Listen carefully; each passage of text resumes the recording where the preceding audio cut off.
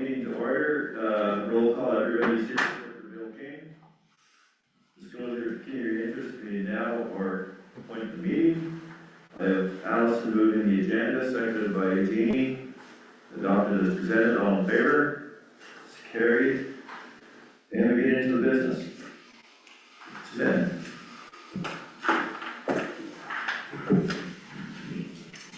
Thank you, Rick.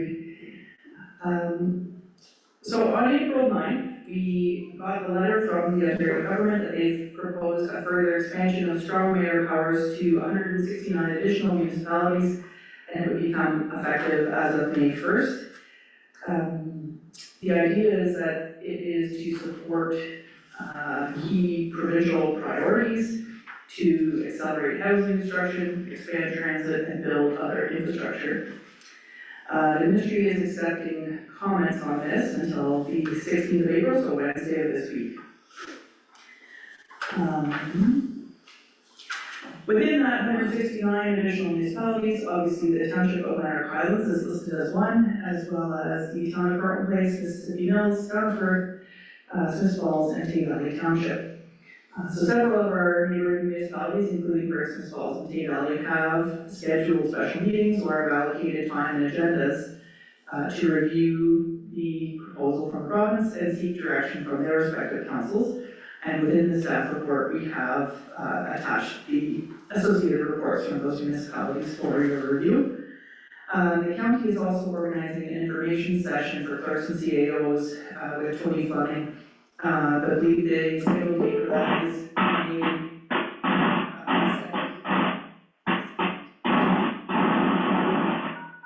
The conference has been muted. Yeah, so that is coming up, but it is unfortunately beyond the deadline of when we are, when we have the window to provide comments back. So obviously as part of this, the important part is understanding how these changes impact our day-to-day municipal operations. So within the staff report, there's a fairly easy to follow table that lists out some of the changes and how that will influence the relationships and priorities and options between council, the head of council, and staff. So that follows us through the changes to strong mayor powers influencing the hiring and organizational structure, committees of council, bylaws and veto power, direction to staff, how it influences the annual budget process, as well as in-year budget amendments. It shows there is a process for transparency and documentation, so any decisions must be posted and provided to be transparent. And that for vacancies in the office, any councillor seat would be required to be filled by election process, not by appointment. And then lists as well some of the changes with delegations of powers. So staff have reached out to the province through the contact provided within the letter from Minister of Flag. We reached out on April 9th by email, but we haven't had any response back. And we did ask if the township is able to choose to be removed from the strong mayor's powers list. The province indicates that this expansion is really to support the priorities of growth, transit, roads, utilities, and facilitate development. Obviously, the township of Lanark Highlands, with a rural nature, doesn't provide a lot of these services like transit, municipal servicing, or municipal utilities.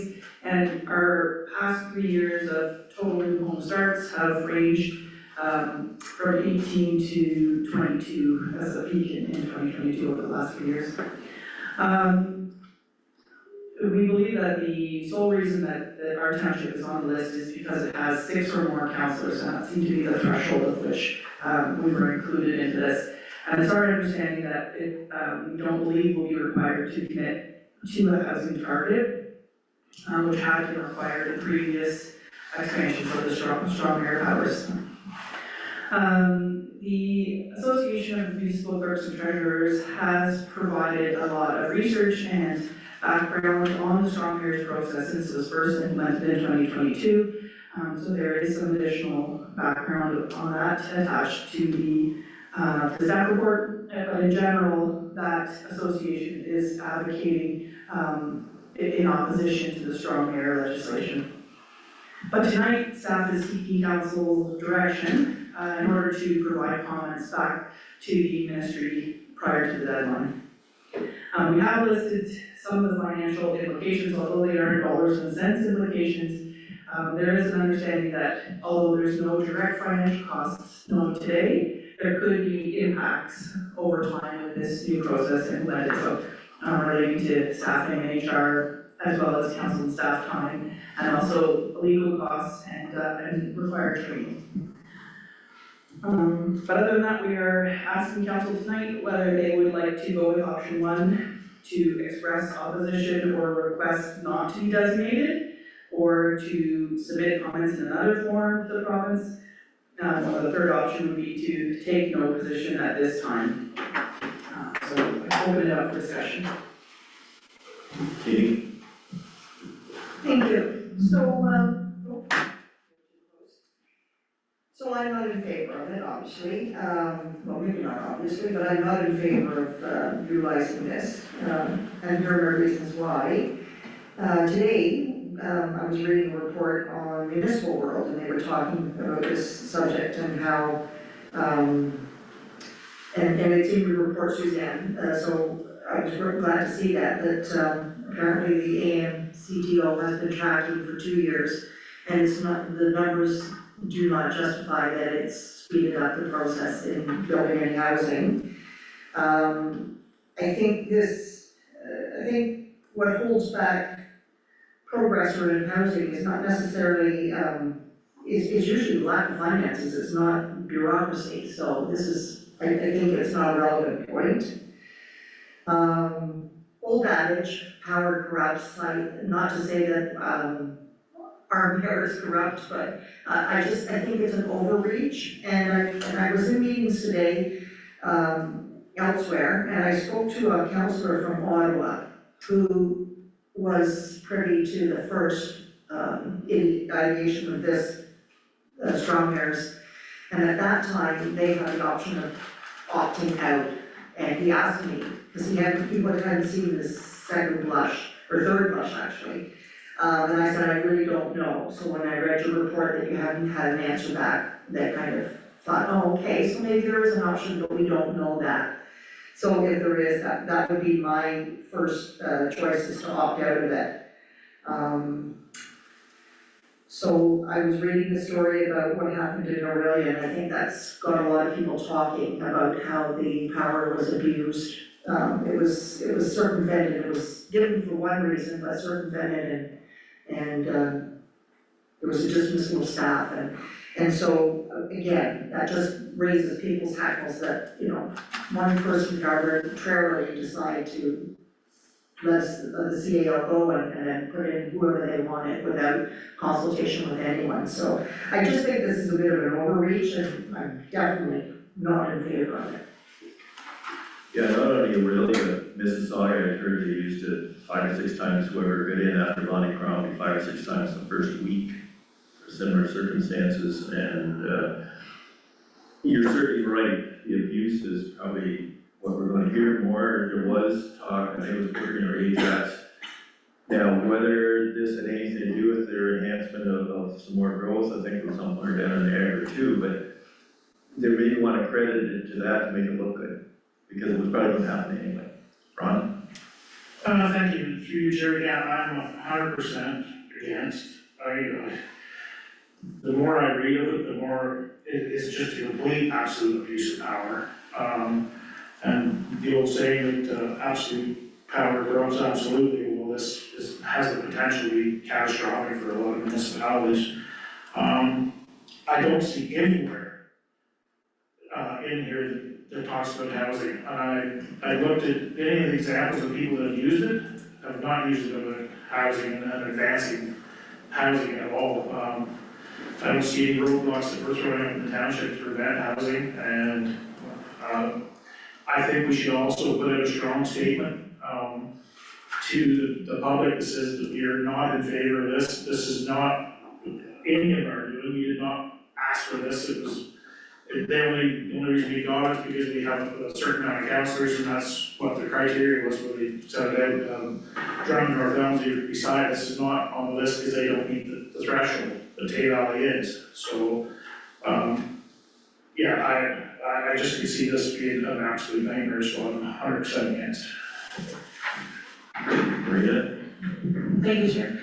I am also 100% against. I think for the first time in a long time, we're moving in the right direction, with staff and council working together. So I think that we should be doing whatever we can to either opt out or a strong opposition towards. Steve? Sorry, mic's not working. I'll take that one.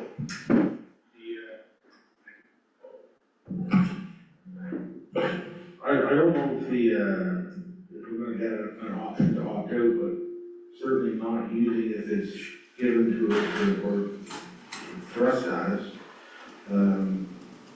My question would be, you have your option not to do it, not to use it. But not being naive, the way the little words, whether there be pressure to use it coming from whether it's coming above you, or coming from ratepayers, or coming from somewhere. By who's sending you phone rings one day, and there's a little voice there telling you what to do, and they're expecting you to do it. Which makes it very difficult to say, if this is part of another plan, or if this is part of a sole. I can't see the mayor having a sole voice for a municipality to change the housing crisis. That already just have a magic wand comes with this as well. So, is there any oversight or guidance that comes with it? It seems to come out of the blue at us. And that's why, one of the things why I think it's just part of something else that's coming. Maybe the province is so busy with these Trump tax and stuff, and they're just offload the housing crisis onto us, and this is part of the toolkit that we're gonna get to solve it ourselves. But it certainly doesn't appear to be well laid out, other than here's the powers and here's what we want you to do with them, but there's no funding or any kind of model that comes with how we're supposed to finance some of these things or change things. And then I don't know why why wouldn't they bring this out during an election, so that the electorate would have some say on it as well. So I'm more confused. I'd like to see, I don't wanna see abuses in our municipality, I don't wanna see abuses in our province. But, if you have the choice not to use it because they don't seem to have any option for us to opt out, how do we control that as a council? Through a procedural bylaw or through, special meetings that we have whenever there's a solution that might use this? But, I didn't see any kind of opt-in or opt-out option from the province, if I'm correct. Allison? Thank you, Chair. I agree with everyone, that I'm against the implementation of the strong mayors. And I do agree that, every mayor has the option to do delegated authority to either council and or the CAO for some of their powers. But depending on who's sitting in the chair, it could be not used to delegate. I think for me that I would like to push back if we're not gonna have an option to remove ourselves, that there has to be some kind of mandatory training for this individual, because you're giving them more power of, preparing budget and bringing it and all those things, that if somebody decides to actually take the authority of the strong mayor, they need to have some kind of education, some kind of training. None of us do this full time, we all work, this is not a City of Ottawa or something where it's a full-time gig and they have that time to put into those types of things. So I would like to see that if we're gonna push back, that really they can't even, if we can't opt out, that whoever is the mayor or reeve can't actually have the authority of the strong mayors without the mandatory training complete. And I don't think it should be like a one-day thing, it should be like the MAP certification or something through AMCTO that is actually a requirement to fully understand, some of the rules. So I do agree with Councilor Roberts, I'm not sure if they're gonna really give us the option to opt out. I think that's why they gave us 7 days to comment. I think it's kind of here it is and, you know, but if we can put some stipulations, I would like to potentially ask for some stipulations. Yeah, I do know, in Kawartha Lakes, the mayor presented the budget, this is it, but what I didn't hear is did staff prepare the budget, is the other side of it too, would be the way to go, if you're gonna do that. And, like you say, the only thing you really hear much is the abuse of the power. It's supposed to be tied to housing, but it seems to be so easy to kind of skew the lines. Like the Aurelia situation, that's got nothing to do with putting houses on the ground at all. And Go ahead, Allison. And that's a great point, Reeve, through you. I think the other thing is that in municipal, right now, it's hard enough to get staff because of some of the abuse from the public. If now every 4 years, you potentially have a strong mayor that, especially in the CAO position, it may be really hard to keep staff. So I think it's kind of whenever you're small, the pool is smaller to choose from as it is, for who wants to work in a municipality. So I just feel like the province is looking at the big organizations and forgetting that rural is a little different. So, yeah, I'm strongly against it at this point.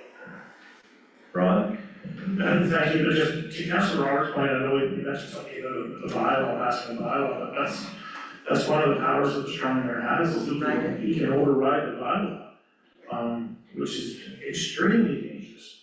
And he can pass it up with only one third of council support. Now, some of the stuff can be overturned with 2/3 of council can overturn that, but that's supposed to be the check in the power system, but, I mean, no, whatever we could do to stop this and prevent this, get it out there that we don't want any part of it. And you got an election coming up in the year, and it should be a big election issue, that, are you gonna use strong mayor powers? Is like, that should be the number one question to ask anybody that's running for that position, because I would not vote for somebody that's gonna say they're gonna use strong mayor powers. Yeah, can you imagine the lawsuits it's gonna generate, like, really, I'm sure that person, you know, they sold their house, ready to move, and they got fired before they started. I'm not sure what the whole thing was in Mississauga, whether, I know the CEO got fired, but then whether it was people got fired for the other items, I don't really know, but it's gotta be massive generator for lawyers and lawsuits and stuff. Steve? I was doing some, to that point, I don't have it in front of me, Rob, but to your point, some of the ending that goes with it, even if it's completely unreasonable, in some of the documentation I was reading, the effects of strong mayor's operations cannot be challenged in court. So you do become almost a god when it comes to some of these things. I would assume though the municipality could be sued if, because the rest of the municipality would hire these people and then let go. Maria? I was just prepared to move the motion for option 1. And you want to have a letter added, I like Rob's letter, it was pretty complete on whether we changed it around, he wrote it himself, but I look at it. I appreciate that staff are working with our legal team to see if there is anything in the fine print that we are able to, or even a second look. Like maybe it is a little unfair that it was just because we have 6 or more councilors, if there was any other stipulations that could be looked into, which I'm sure staff is already doing. So yeah, I think that if we can move option 1 with a letter of opposition that captures our comments or any public comments, that would be great. I'll second. Jamie second. Yeah, and, I was just gonna say, would that be circulated amongst other municipalities all across Ontario, because that's something we need to do, is get that into everybody.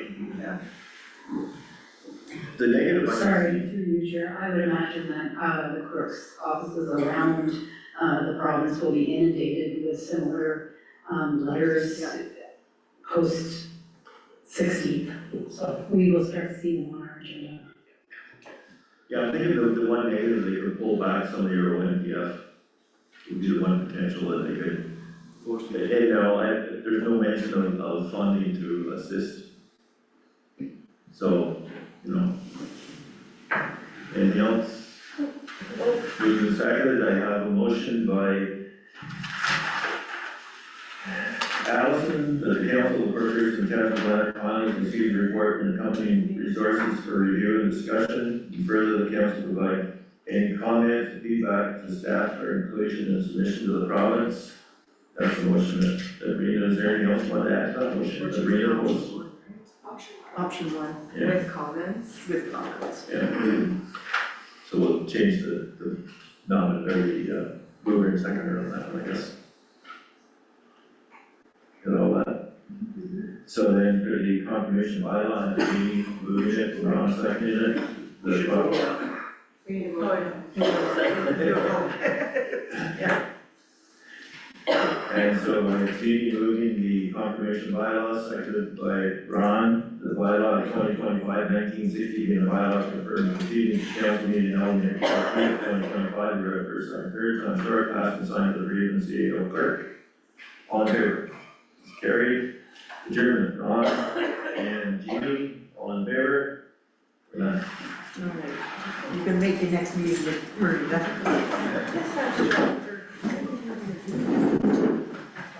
I don't know.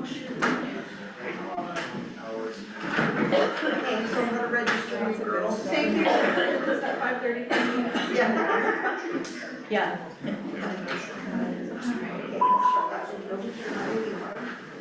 I'll shut it. Oh, yeah, okay. You didn't want